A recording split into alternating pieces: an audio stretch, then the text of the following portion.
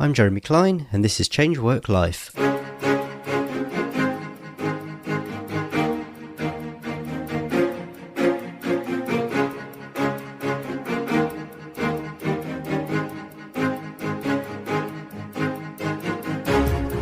Hello and welcome to Change Work Life, the show that's all about beating the Sunday evening blues and enjoying Mondays again. My guest on this episode is Jessica Hill, who's the founder of Showtime Circus, a school where she teaches circus skills to children. We talk about Jessica's journey from a professional performer to teacher with an unexpected diversion through vet school. Here's the interview.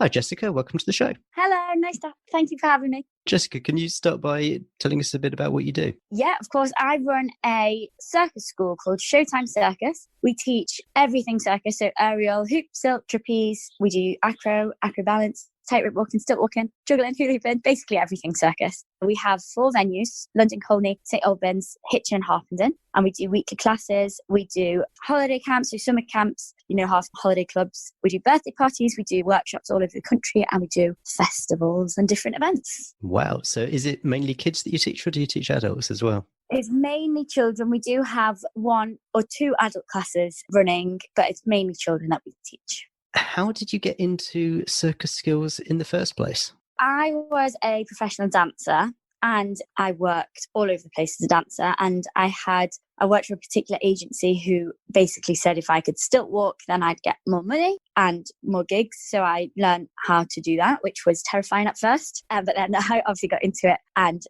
so then stilt walking became part of my usual skill set. And then it was a case of, can you do hula hooping? So it was, yeah, of course I can. I'll go away and I'll teach myself, or I'll go to a few lessons. And then there was an aerial school around the corner from where I lived, and I didn't really like going to the gym. So I went to the aerial school and completely fell in love with hanging upside down. Worked quite hard on that, did a few intense courses, and then a different agency took a risk and gave me a job and basically said, we like you. If you work really hard, we'll give you this job performing as an aerialist at some Christmas events. So I worked really hard and was an aerialist then. And then from then, it just kind of, between the 2 different agencies, they were like, can you learn this? Yeah, of course. Can you learn this? Yeah, of course. So then I added fire into the mix, doing fire, doing hula hoop, and doing poi. Added all of these various different circus skills into the mix that just then sort of took over my dancing. So did less and less dancing and more circus skills. And then, yeah, that's how I ended up learning all of the skills, really. So going back to dancing, when did you start dancing professionally and how did you get into that? It's one of those things that clearly are that there are professional dancers, but it's one of those things where when you're at school and you tell the teacher that you want to be a professional dancer, they kind of look at you and go, oh, it's difficult to get into, and you need to have a backup as well. So tell me a bit about how you got into dancing in the first place. I went to the local dance school. I absolutely loved it and decided I wanted to be a dancer. And it was only really when I went to A-level college and saw other people going off to do dance at dance colleges that I was really dead set on that's what I wanted to do. I did A-level maths, biology and chemistry as a backup because my parents told me I had to have a decent backup. So I chose them subject. When I auditioned for dance college, it was a full-time dance college in London that I got a full scholarship for to do a degree course. And so I told my parents, and it was kind of like, well, you kind of have to go, you've got a scholarship for it. You're going to do a degree. So it ticks all of the boxes. Off I went down to dance college in Sidcup in Kent and then studied there for 3 years. And once I graduated there, you just have to go to auditions and you get your job or you don't get your jobs based on, what you look like and whether you're good enough. When you were thinking about becoming a professional dancer, what was the reaction of your parents? before you sort of got the scholarship and the place at the college? They were fine. They were happy for me to do it. They tried to put every measure in place for me not to. They were like, well, you've got to do really well in your GCSEs. And then I did. Then, well, you've got to do A-levels. And then I did. And, well, you can't go to dance college unless you get a scholarship. And then I did. So I think they were very supportive, definitely. But I think they were a bit nervous, as you said, because it's not a normal career. They were very nervous. But so they put the restrictions in place. But then when I managed to hit all of the restrictions, they were a bit like, oh, okay, fine, we're going to have to let you go and at least try it out. So I did. From their perspective, was this something that was completely out of the ordinary that they just didn't kind of have any experience of? Yeah, definitely. None of my family are performers. They're all got very normal jobs. It was definitely out of the ordinary for them to do that. What made you go down this path? Why did you decide that you were going to do this professionally rather than do it as a hobby? I just really loved it, and I couldn't think of anything else that I wanted to do. There's other things I could have done, but I saw the glamour and fabulousness of it and wanted to do it. And where did you think it might take you when you started college? If in fact you did think when you started college where it might take you? Well, I thought don't think I knew the avenues that I could take. So I thought it was going to lead me with being the West End and every night and having a jolly old time. I didn't realise it was going to take me around the world and teach me so many amazing skills. So I'm very lucky to have gone around the world doing dancing and performing and doing the circus skills. And you said that one of the agencies was saying, oh, you should add stilt walking and then another thing and then another thing. Is this normal for dancers to be told that sort of thing, that they should add circus skills to their portfolio? I think more nowadays, so this is like 10 years ago, but more nowadays, dancers have to be able to do everything in order to be employable. You have to be able to sing, dance, act, flip, do random skills just so then the employers have a choice so they can add these things in if they want to. There's a lot of pressure on dancers now to not just be able to dance, but to be able to do everything. It's changed quite a lot in just 10 years, I would say. Okay, so 10 years ago, that expectation wasn't there. Not as much, I don't think. We were still expected to be able to, be a triple threat. So if you wanted to be in the West End, you had to be able to sing, dance and act. But there wasn't as much out there in the way of corporate event wanting different skills. So now people, I think back then they would have an aerialist and then they would have a dancer and then they would have a stilt walker. Whereas it very much turns into, well, if I can get one person to do all three skills, then that would obviously save me money. So that is kind of how it's developed, I think. And that's where it's become more and more important to be able to know more skills and be able to do more things. So what made you say yes at the time then, if the expectation wasn't there then as it is now? What made you say yes to, oh, okay, I'll have a go at all these additional things? I really enjoyed dancing for that company. I liked the person who ran it. And every time I did a job for her, it was a lot of fun and it was quite well paid. And I knew I would do more jobs, which meant having more fun and being paid more. So it was kind of a no-brainer, really. It was like, yeah, okay, I'll learn more things so I can have more fun. That's fine. And where did it take? You mentioned that you'd been all around the world. What sort of stuff were you doing and who were you performing to? So I have been on cruise ships. That was more as a dancer and an aerialist. So I've been all over the world on cruise ships. But also I've done a lot of corporate events out. So that in the Middle East, I've been to Doha, Kuwait, Dubai, Abu Dhabi, just going out to still walk around festivals there. They often have when they have sales, we have the after Christmas sales, they have a big shopping event in January. So they have a lot of entertainment that goes over just to wander around the shopping centres as everyone's doing their shopping. That was me quite a few years, getting dressed up in amazing costumes and saying hello to all of the people, which was great. So talk a little bit about how that transitioned into having your own circus school. Presumably there was a bit in the middle where you were doing teaching alongside or instead of the actual performing? Yeah, so always as a performer, you've always got downtime in between. So unless you're very, very lucky to go from contract to contract, you'd always have a little bit in the middle where, you wouldn't be working as a performer. So you would do something else. And I've always taught children because I've always loved them. So I have a lot of experience in teaching children. And then as I started getting older, I was going away on these amazing contracts, which was great. And then I was coming back to England and teaching for somebody else for very little, money, whatever. And I didn't feel fulfilled by it. So I would go away on these amazing contracts, come back home, and I would feel like I had nothing. So then I would go away again and have an amazing time and then come back to England and have absolutely nothing. And I was just getting really sick of that feeling, constant cycle of amazing, coming home to nothing, amazing, coming home to nothing. So I went, actually my last abroad job was, I was doing Tina Turner, the musical, touring around Germany. And when I was there, I started putting the plans in place to open my own school, and came back, settled with my partner in Harpenden, so Hertfordshire. And he just said, look, I noticed there's a lot of dance schools around. He just said, there's nothing like circus around. Why don't you add that to it? And I was just like, yeah, I've learned all these skills for a reason. It would be silly to just start dance school, even though dance is my background. I've learned all of these circus skills. Why not put that into it as well? So I started with just doing a holiday camp, and The Greatest Showman had actually come out at the same time. and that I did that holiday camp. So I think that was a huge benefit. It filled up, everybody wanted to learn all of these circus skills. So I did the holiday camp. And then from that, people were begging me to do a weekly school, which I wasn't that interested in at first because I still wanted to go off and do these amazing contracts and then just come home and do the holiday camp. But actually, the more I thought about it, the more I was like, yeah, no, I do want to do this. And so I set it up and it was pretty much an instant success. So that's where it started and it's built from there, really.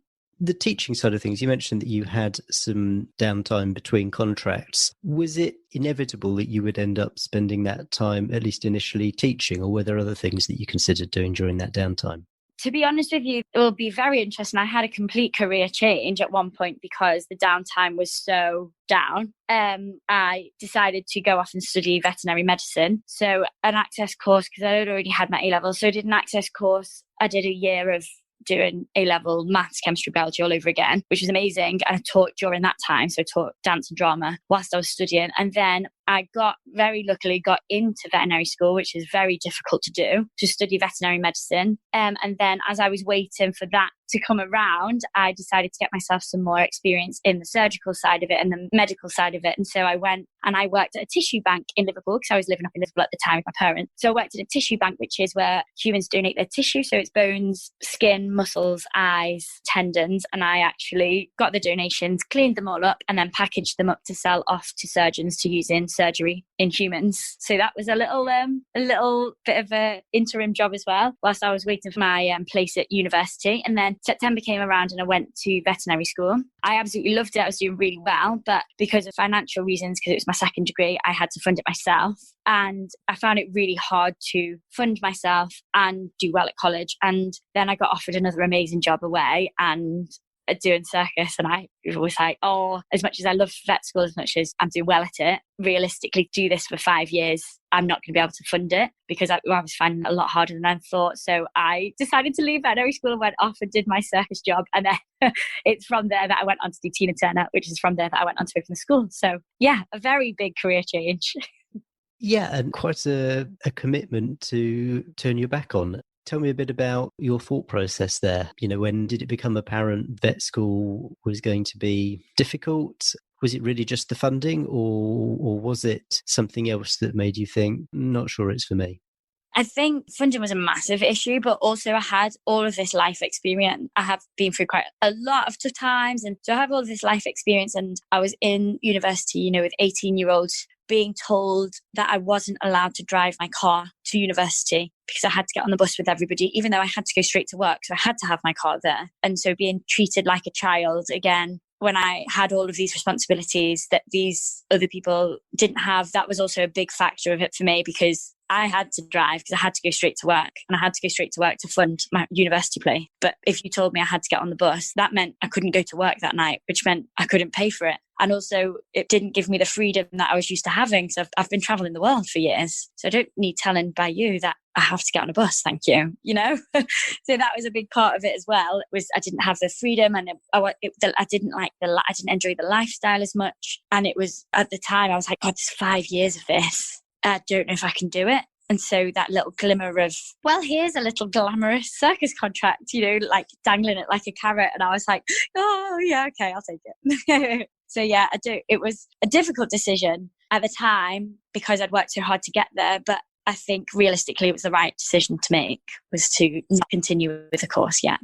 There must have been part of you that thought, okay, I'm not really enjoying this, but it is only 5 years. And yeah, 5 years isn't a long time, but in the context of the rest of my career, it's not that long. Yeah, there was definitely part of me where I was like, no, Jess, come on, you can do this. You've worked so hard. I think if I'd have gone straight out of A-level college, I definitely could have done it. No query at all. It was just that I was older than all of them. I think I was about 28 at the time. I was 10 years older than all of them. And yeah, the lifestyle was very difficult to get used to. And I think, you know, maybe if I'd have given it a few more months, I'd have got used to it more and I'd still be there. Would I still be there now? Yeah, I think I'd still be there now and I'd have completed it and done really well. But I was also used to doing whatever I wanted. And it was a real hard lifestyle shift, I think. So yeah, when I got the chance to run off, I took it and went. Was there an element of going back to familiarity, the reassurance of going back to something which you already knew and were very good at?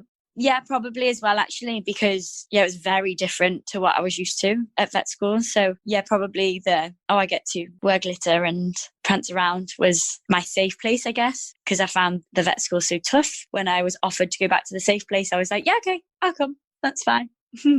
And then your first downtime after that contract, how did that make you feel? I mean, did that kind of make you think, oh no, I've made a mistake, I should have stuck with it? Or how did you react when you were back to sort of doing what you were doing and you had your first bit of downtime? I think that's where I realised that I wanted something of my own. So that's where the determination to create something that I was proud of and love came from that downtime, because I had realised that changing what I did wasn't making me happy. So I want to create something that I'm proud of and want to be a big part of, and that will fulfil me. And it definitely does. So I'm happy that I came to that decision. And how did that desire, that spark, translate into starting the holiday camps? What was the process for that? It was quite an easy process because I have so much experience teaching for other people. But it was, my partner definitely helped me as well, because he is very good at web design, graphic design, and basically giving me confidence. So he helped me with the branding of it all and the website, which I think which was amazing for the business, was to have such a good website. And that's how it kind of all came about. His help with pushing me into, yes, it is a great idea, Jess. My knowledge already, my excitement for it, and also his ability to be able to do the website. So it all kind of married really well together. And the first holiday camp was full quite quickly. So it kind of was an assurance that it was a good thing. Where were you holding these? Was this in a sort of as part of an existing holiday facility, or did you have to find a venue and it was entirely a freestanding thing? Yes, it was. I held it at Rama Park School. I still do hold them at Rama Park School in Harpenden. So I just hire out the hall for the week, and I take my whole circus to the hall and set it all up and leave it. And we're there from the Monday to Friday. And that's kind of what we do. And how did you know, well, I suppose you couldn't know, but why did you think there was going to be demand for it? I was very lucky that The Greatest Showman had come out. So lots of children want to be Zendaya and go on the hoop, which was amazing for me. Great timing. But also just a desire for having something that is fully inclusive. So some dance schools, some children just don't get on in ballet. They don't like the discipline. Some children don't particularly do well at football. And I wanted to open a school that was fully inclusive for all abilities, all ages, and all personalities could come. And that's why circus is so good, because there's so many different elements of circus that they appeal to different personalities and different children. And some will love the going upside down and flipping around, whereas some would love the more manipulation, so poi, juggling, things like that. Some children really take to, some take to stilt walking or tightrope walking, or the magic, so the logical brains will love the magic side of it. So it really does appeal to all of the different children, and it was something that my family are very inclusive, and that's how I've been brought up. And so it was very important for me to have an inclusive school, and that kind of went very hand in hand with having a circus school. So it works really well. So yeah, I think that's where it came from as well. Had The Greatest Showman already come out when you made the decision to start this, or was it just a sort of happy accident that it came out just when you were starting to advertise it and everything?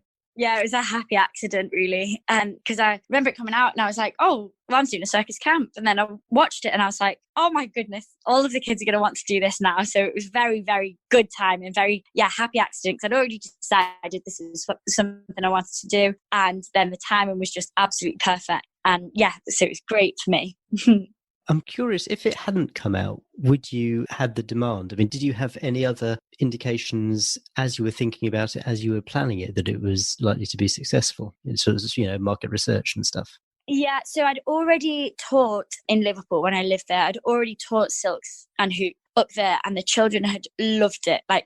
I knew that it was a hit with children anyway. This was way before The Greatest Showman. So I'd already taught them aerial hoop and silks. My classes were all full and there was a great demand for it. I was very busy in Liverpool, as I said earlier, studying my A-level access course all over again. I was teaching nearly every night, teaching aerial hoop and silk. So I already knew that it was very popular amongst children. I don't know quite how I would have marketed it had it not being The Greatest Showman, but because I very much use that in my marketing. But I knew that it would be popular anyway. So it was kind of a case of, if it hadn't have come out, I knew the children that had have come and taken a risk and tried it anyway, I knew that they would have loved it and carried on doing it and spread the word for me regardless. So I already knew it would work. It's just that The Greatest Showman helped me fill it up, which was great. And what about the logistics of putting all this together? I mean, before we even talk about the school, I'm guessing that a week-long holiday camp where you're teaching circus skills, presumably, did you have other teachers as well that you needed to bring along, and then you needed to make sure that the venue was suitable? Presumably there's all sorts of insurances and disclaimers and all that sort of stuff. So talk me through all of that and the organisational side. So I'm very lucky in that one of the agencies, that I mentioned earlier that I work for, a lot of the girls are very similar to me in that they've also learned all of these skills. I was very lucky that I could ring them and say, look, this is happening. I've got these many children. Can you please come and teach for me? They've all got DBS checks and all of their insurance anyway, because they already, in the downtime, they already teach. So that was already in place. I'm part of Equity Actors Unions. I have been for a long time. So just a simple phone call to them to say, look, what does my insurance cover? If I'm going to do this, what do I need to do? And they were very good at sending me over all of the correct forms, which it was really simple for me to do. This is what I want to teach. This is what I'll be doing. This is my experience. And they sent it all over, got me insured quite easily, really, because it's through the same insurance I've had for 12 years. Only obviously now it's for a company rather than just for myself. And with regards to the safeguarding DBS checks, we've all done that anyway because we've been teaching for other schools. So I've always had to have that in check anyway. The equipment that I use, I buy from reputable sources. So they, I always make a log of how long I use it for, chat to them, can I do this on it? Can I do that? Yeah, that's fine. So yeah, it's kind of my past. I've drawn a lot on all of my past experiences in order to be able to run it successfully. And yeah, I've been very lucky to have had all of these connections at my fingertips, really, to help me put it in place. When you started the summer camp, were you just expecting that you would do these summer camps during your downtimes to the extent that they coincided with school holidays, or did you at that stage think that it was going to be something bigger?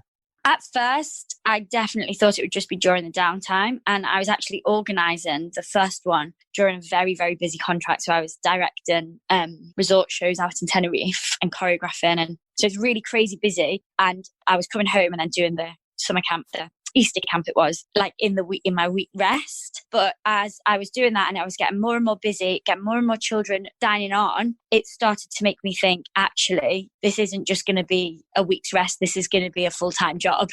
Sort of had already come round to the idea before I'd even done the first camp that it was going to be a big thing and that it perhaps would overtake, because I felt more passionate about the holiday camp than I did about the amazing jobs that I was doing abroad, just because it was my thing. So I was very passionate about it. I worked very hard on it. So before I'd even done the first one, I realised that it was something I really loved doing and really loved organising, and that it could be bigger. And then by the time I'd done the first one, it was such a huge success. And the children were begging me, and I absolutely adore children. So when they asked me, please, Jess, we want to see you every day, every week, please start a weekly school. And then I'm like, oh, okay, fine. Can't say no to them kids.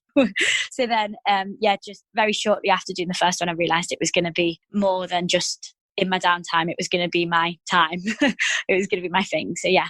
Were any of the parents saying that as well? I mean, kids might be enthusiastic 1 minute and then not very enthusiastic a bit later on. But were you getting messages from parents that they wanted you to do it as well? Yeah, the feedback from the parents was, this is so different. This is the first time anything like this has been in this area. It's so great. Thank you, for all of your hard work. So it was very positive feedback from the get-go. So it kind of made sense, to build it into more than just the holiday camps and to make a school. And I absolutely adore the school now. So I'm glad that I did.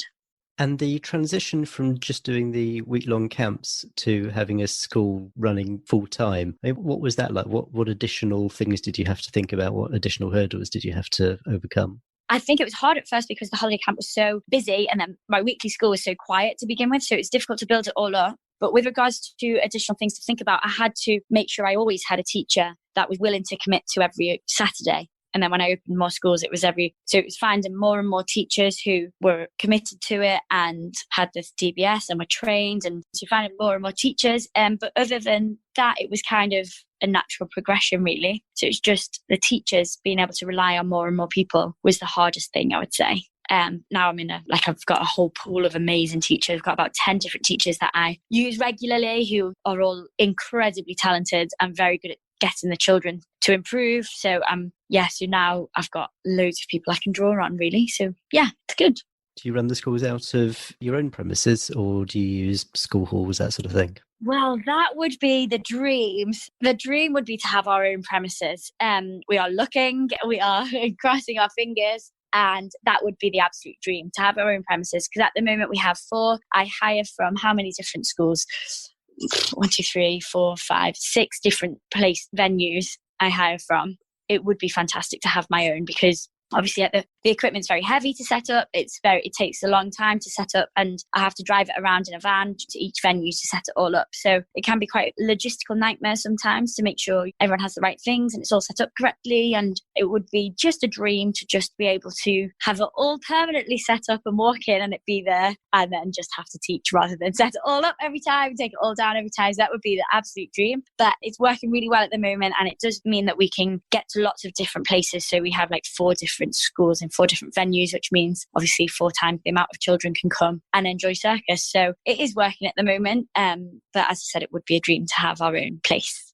Do you still do a lot of the teaching yourself, or do you mainly do the sort of management side and leave that to other people? I'm very much in the middle of that one at the moment. So I teach nearly every single day myself. I'm obviously doing all of the managing of it all as well. So it's a bit crazy at the moment. If we get any bigger, I think I'm going to have to take a bit of a step down from the teaching, but that's the part that I really enjoy. So that's the bit that I really love doing. So it's really hard to get the balance right between managing the school and getting to do what I actually love, which is connecting with the children and seeing them improve, not just their skills, but also their confidence and seeing the bonds that they make with the other children in class. I really love things like that. So I don't want to lose that side of it. So I do still want to teach lots, but it's getting to the point now where I'm like, oh, maybe I should take a little step back. Because trust me, my teachers are amazing. The teachers I have are from National Circus Centre. They've performed all over the place. They're very, very, very talented. So I should trust in them more and give them more teaching so I can step back and take more of a managerial role. But I think I would miss it.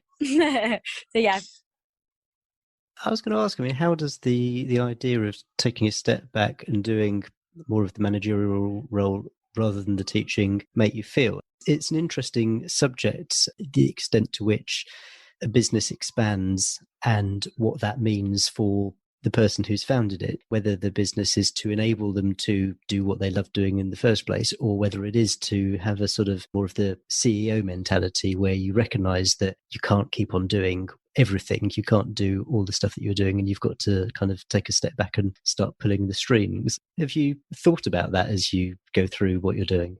I think it's been a huge learning curve. I definitely didn't realise I would enjoy the managing side of it as much as I do. I started it because I adore teaching, I love children and I love circus. So it was started from that, from my love for teaching the children.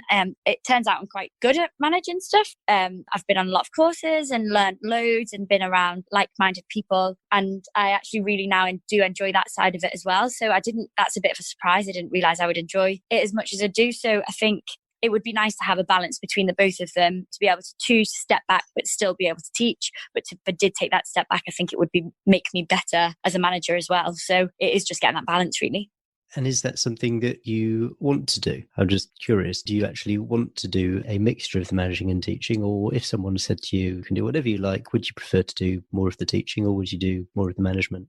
I think long term, I know that school is amazing. I know it's fantastic for the children, and I know long term it could be a huge success. And I think my passion for it to be a long term thing makes me want to take a step back and do more of the managing so that I can ensure that it does last a long time and lots and lots of children get the joy of circus. If I was selfish, I would just prefer to just prance around with the kids and have fun and just teach. But I think because that's more fun, it's more fun. But I have to think long term, this is a business. I'd like it to be my future. I think I do have to be sensible in that, take more of a managerial role in order for it to be part of my future and for it to not just be a short term thing.